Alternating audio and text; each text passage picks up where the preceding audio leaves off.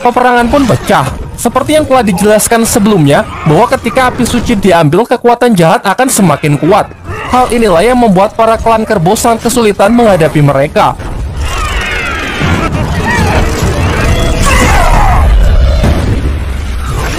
Dalam pertempuran itu, Duoji sang Perdana Menteri lengah yang membuatnya terkena racun dari salah satu siluman lebah. Meski sedikit terlambat, Wucheng berhasil membantunya.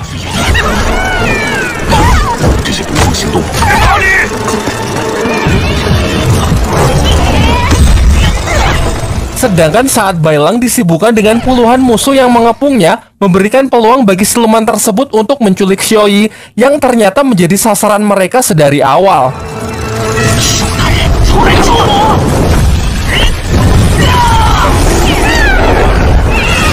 Bailang yang emosi mengeluarkan kekuatan roh naganya bermaksud untuk mengejar. Tetapi jumlah musuh yang terlalu banyak membuatnya tak bisa menyelamatkan Xiaoyi. Setelah pertarungan berakhir, Biksu Tong pun mendesak Raja Kerbau agar segera pergi ke markas siluman lebah demi menyelamatkan Xiaoyi. Menanggapi hal itu, siluman kerbau terlihat sangat pesimis karena ia sudah bertahun-tahun mencari sarang dari siluman lebah, akan tetapi tak pernah menemukannya. Di tengah pembicaraan mereka, Duoji sang Perdana Menteri menyela dan mengatakan kalau lebah beracun itu sudah menghisap darahnya, sehingga ia bisa melacak keberadaan mereka. Sementara itu, para siluman lebah telah berhasil membawa Xiaoyi kembali ke sarangnya untuk diserahkan kepada sang ratu. Terungkap bahwa ternyata Ratu Siluman Lebah telah membuat kesepakatan dengan para dewa untuk menangkap Xiaoyi yang nantinya akan ditukarkan dengan sebuah pil yang telah dimasak selama ribuan tahun. Namun sang ratu tidak menepati janjinya. Setelah ia menelan pil dari prajurit langit, ia memerintahkan anak buahnya untuk menghabisi para prajurit langit tersebut dan menghisap darah mereka. Jangan lupa kalau ini adalah jalan iblis, di mana hukum maupun janji sama sekali tak berlaku bagi mereka.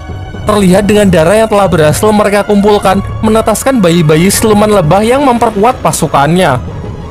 Setelah terbunuh, jiwa-jiwa prajurit tersebut naik ke langit yang langsung diterima oleh Dewa Sangsin. Dewa Sangsin memanglah selalu mengumpulkan jiwa-jiwa dari prajurit langit yang gugur saat menjalankan tugasnya untuk memastikan mereka akan terlahir kembali di kehidupan berikutnya. Namun meskipun sudah gugur, setiap kelopak yang mewakili jiwa mereka membawa pesan yang menggambarkan kondisi terakhir mereka. Tak lama setelah itu, Dewa Sangsin secara tak sengaja menabrak seorang petugas langit yang membawa sebuah gulungan mencurigakan terlihat sedang terburu-buru. Ternyata petugas itu pergi ke ruangan Kaisar Langit untuk menyerahkan gulungan tersebut yang di dalamnya memuat informasi mengenai tempat persembunyian Dewa Rulai yang keberadaannya tak diketahui setelah merebut api suci. Tak ingin ambil resiko, Kaisar Langit pun langsung membunuh petugas tersebut agar rencananya tetap aman. Kaisar Langit yang sudah tidak sabar untuk meringkus Dewa Rulai memerintahkan Guang Mutian, merupakan salah satu dari keempat Raja Langit penjaga gerbang utara, untuk pergi ke lokasi yang tertera dalam gulungan tersebut.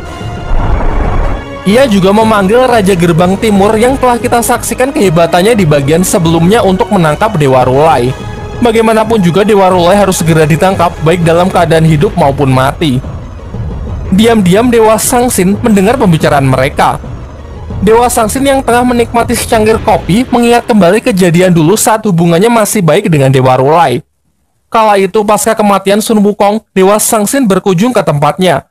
Ia menanyakan pandangan Dewa Rulai mengenai Sun Wukong karena seperti yang kita tahu, Dewa Rulai cukup dekat dengan Sun Wukong. Dewa Rulai pun mengatakan kalau menurutnya Wukong bisa melihat apa yang tidak bisa dilihat oleh orang lain. Mungkin saja ia benar mengenai kerajaan langit yang mulai menyimpang dari jalan kebenaran. Namun Dewa Sangsin yang tak senang dengan jawabannya bergegas pergi karena tak ingin menggoyahkan kepercayaannya kepada Kaisar Langit. Sedangkan Dewa Rulai yang masih berusaha meyakinkannya mengatakan kalau suatu hari pasti ia akan membuktikannya. Singkat cerita, dua dewa yang diperintahkan telah sampai di Kutub Utara. Berdasarkan informasi yang diberikan, tempat inilah yang menjadi tempat persembunyian dari Dewa Rulai. Dewa Barat yang kesal karena tak menemukan apa-apa mengamuk dengan melepaskan tembakan-tembakan petirnya, berharap Dewa Rulai keluar.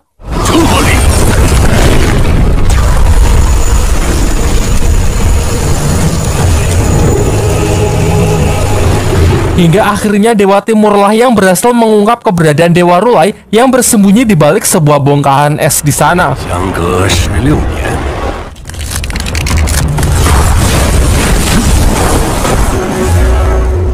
Dewa Rulai yang sudah tidak bisa sembunyi lagi tak punya pilihan lain selain menghadapi mereka berdua. Pertarungan pun tak terelakkan. Lantas Dewa Timur langsung berubah ke mode sangarnya, melipat gandakan kekuatan, kecepatan, serta pertahanannya. Sementara Dewa Barat pun juga sama sekali tak sungkan, langsung melepaskan serangan jurus petirnya untuk memulai pertarungan. Dewa Rulai sempat terlihat kewalahan mengatasi serangan kombinasi mereka. Namun ternyata yang mereka hadapi hanyalah salah satu dari bayangannya. Sedangkan yang asli diperlihatkan bersemedi dengan santainya.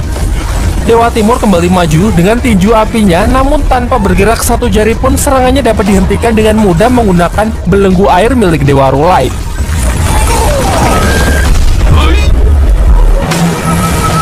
Selanjutnya sambaran petir dari Dewa Baratlah yang mengharuskannya bertarung lebih serius, karena nampaknya elemen petir adalah counter alami dari kekuatannya.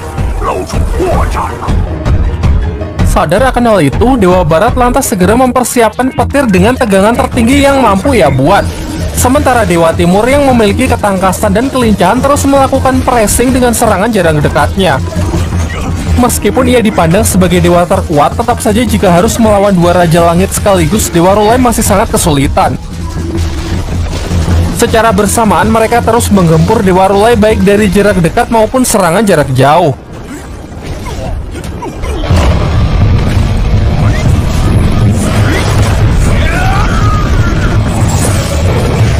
Bahkan di bawah tekanan dari pukulan Dewa Timur, ia masih sempat bergerak cepat untuk menghentikan amukan dari petir Dewa Barat.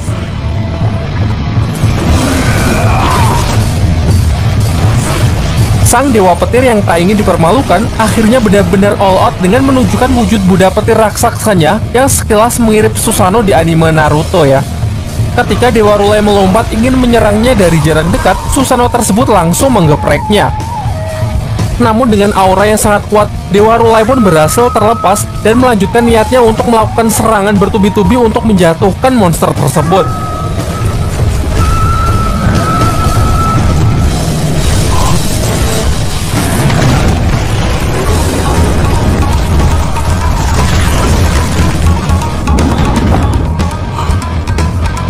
Lalu, Dewa Barat menyalurkan seluruh energinya untuk membuat semacam palu raksasa berlapis petir biru dengan kecepatan tinggi. Terbukti Dewa Rulai dengan kecepatan supernya tak sempat menghindar dan hanya mampu menahan menggunakan kedua tangannya saja. Hal ini membuat pertahanannya terbuka, yang kemudian dimanfaatkan Dewa Timur untuk menyelesaikan pertarungan tersebut.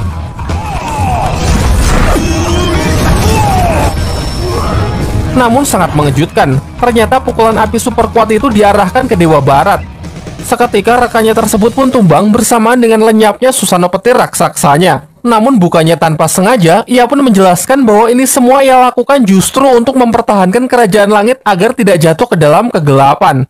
Ia kemudian malah menyampaikan rasa terima kasihnya kepada Dewa Rulai yang telah banyak berkorban untuk kerajaan langit lebih dari 10 tahun lamanya. Jelas hal ini membuat Dewa Rulai kaget, lalu mempertanyakan jika Dewa Timur sadar sejak awal mengapa ia tak membantu. Mengenai hal itu, Dewa Barat beralasan bahwa selain menjadi pimpinan tertinggi di Kerajaan Langit, Kaisar Langit dahulu adalah teman dekatnya. Namun seiring berjalannya waktu, ia juga mulai menyadari kalau sedikit demi sedikit sifat Kaisar Langit mulai berubah.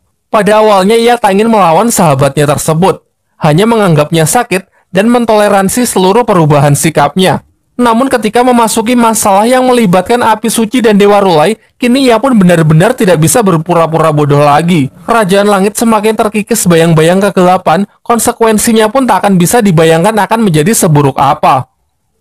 Kemudian kita juga dibawa flashback ke beberapa tahun yang lalu. Di kediamannya terjadi peristiwa yang sangat mengerikan. Salah satu pelayannya mati mengenaskan, diselimuti aura kegelapan yang tersembunyi di dalam Kerajaan Langit. Ia lantas menceritakan masalah ini kepada Dewa Rulai yang kala itu masih menjabat menjadi dewa yang dihormati di Kerajaan Langit. Menanggapi hal itu, Dewa Rulai pun mengatakan kalau menurutnya terdapat dua kemungkinan. Kemungkinan yang pertama adalah ulah dari jiwa iblis dari dunia bawah yang mencoba menerobos. Kalau itu benar, pasti jiwa iblis tersebut sangatlah kuat. Namun yang sulit dikatakan adalah kemungkinan kedua, yaitu kegelapan tersebut tumbuh dan berkembang di dalam Istana Langit itu sendiri. Sekarang setelah rangkaian peristiwa yang terjadi, ia pun mulai mengerti. Lantas ia pun mempercayakan Dewa Rulai untuk pergi demi mendapatkan lebih banyak petunjuk lagi agar kebenaran dapat kembali ditegakkan. Sedangkan Dewa Timur akan tetap tinggal menunggu pasukan langit yang pasti akan segera datang untuk menangkapnya. Ia juga menyuruh Dewa Rulai agar tidak cemas karena ia sudah memiliki rencana tersendiri. Dan benar saja, sesaat setelah Dewa Rulai pergi, pasukan langit pun datang untuk menangkapnya atas perintah dari Kaisar Langit. Kaisar Langit pun benar-benar tidak menyangka jika teman yang sangat ia percaya bersekongkol dengan Dewa Rulai untuk mengkhianatinya. Ia lalu menegaskan bahwa ini adalah dosa yang tidak terampuni. Lanjut ke bagian 8.